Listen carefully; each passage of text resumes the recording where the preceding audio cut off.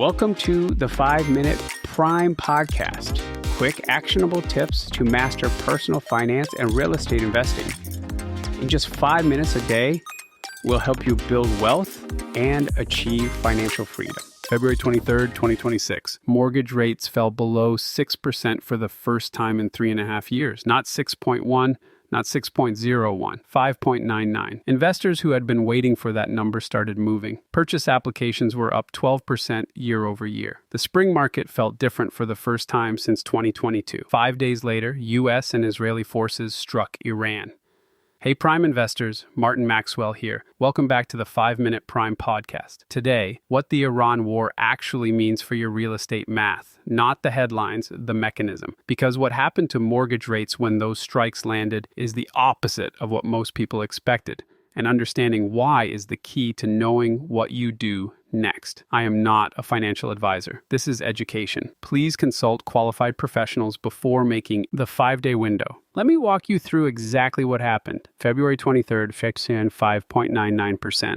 The first sub 6% rate since September 2022. That was a milestone that took 3 years of Fed hiking, rate holding, and slow cooling to produce. When it arrived, the market responded. Buyers who had been sitting on the sidelines started calling their agents. 5 days. That is how long it lasted. February 28th, U.S. and Israeli forces struck targets across Iran. The Strait of Hormuz, the narrow waterway through which roughly 20% of the world's daily oil supply flows, effectively closed. Oil prices, which had been sitting around $70 a barrel, surged. Brent crude hit $119. That's a 70% spike in under 2 weeks. And here's what I need you to understand, because almost no one is talking about this clearly. When conflict breaks out, the instinct is flight to safety. Investors pile into U.S. Treasury bonds, bond prices go up, yields go down, and mortgage rates, which follow Treasury yields, fall. That is the normal script. It happened after 9/11. It happened after Russia invaded Ukraine. It did not happen here. The 10-year Treasury sold off. Yields climbed to 4.25% by mid-March, the biggest bond sell-off in 9 months. Rates followed. As of today, the 30-year fixed sits at 6.3% to 6.35%.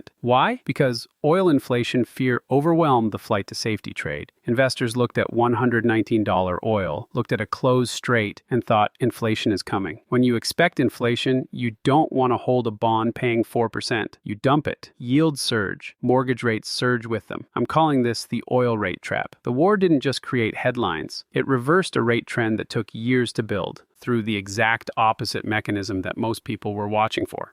The 3 layers. So what did this actually do to the market? 3 layers. Layer 1, buyer behavior. Signed contracts fell 2.8% year over year in early March. Active inventory dropped 1.9%, the biggest single decline in over 3 years. About 25% of Americans said they paused or canceled major purchases because of the conflict. Some of that is direct anxiety. Mostly it's the math. The buyer who was ready to move at 5.99% is now looking at 6.35%. On a $350,000 loan, that's roughly $85 more every month for 30 years. Layer 2, construction costs. Oil doesn't just power cars. It powers the supply chain. War risk shipping surcharges are adding $1,500 per container. Rerouting around the Cape of Good Hope adds 10 to 15 days per shipment. Steel and aluminum, both energy intensive to produce, are projected to jump 15 to 20% by the third quarter of this year. Building anything just got more expensive, which means existing inventory is worth more relative to what it would cost to build new. If you own, replacement cost just went up in your favor. Layer 3, the Fed,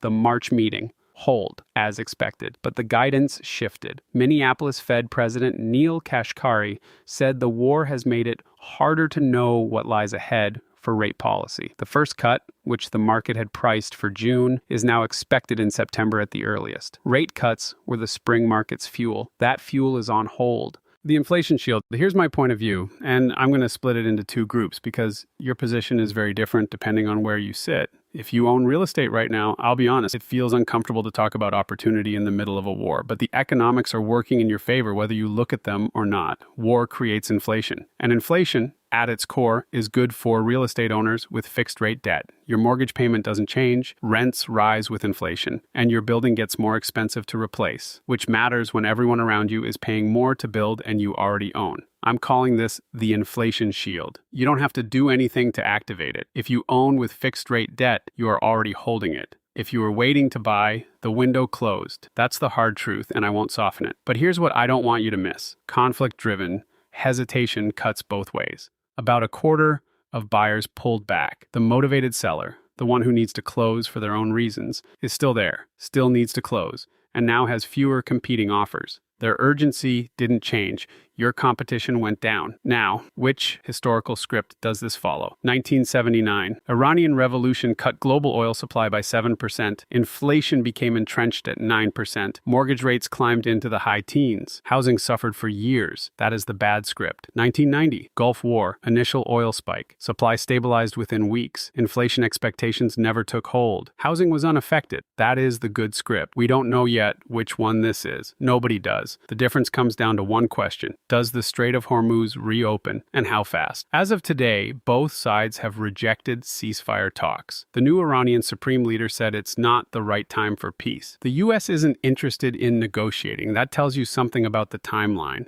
Your challenge today? Run 2 numbers this week. Model 1, the 1990 script. Rates fall back to the high 5s by summer. What deal opens up for you, and what do you do differently? Model 2, the 1979 script. Rates stay at 6.5% or higher through 2027. Does your current plan still work, or does it need to change? If the answer to both questions is, my plan stays the same, you are correctly positioned. That's the goal. Next episode, we're going to flip the lens and look at what this rate environment means for landlords. Specifically, why the renters market is tighter than anyone's reporting and why your tenants may not be able to leave even if they want to. That's next episode. I'm Martin Maxwell. Keep learning, stay strategic, and keep building one step at a time.